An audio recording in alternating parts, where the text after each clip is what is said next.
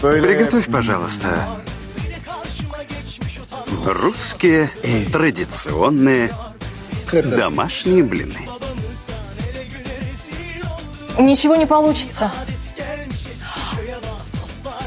Но для блинов столько всего. Merhaba arkadaşlar, yepyeni haberlerle karşınızdayız. Fahriye Evcen ile Burak Özçivit'in lüks villalarını görenler hayran kaldı. Mutlu evlilikleri ile sanat dünyasının örnek çiftlerinden olan Fahriye Evcen ile Burak Özçivit son dönemde yaptıkları reklam anlaşmaları ile gündemden düşmüyor. Son olarak bir mobilya markasıyla anlaşma sağlayan ünlü çift, 2 yıllık anlaşma için tamına 8 milyon TL kazanmış. Şimdilerde sosyal medya paylaşımlarıyla sık sık gündemde olan Fahriye Evcen, evinin salonunda paylaşım yaptı. Evcen'in paylaşımlarından lüks evi dikkat çekti. Gold ve krem rengi hakim olduğu evi görenler hayran kaldı.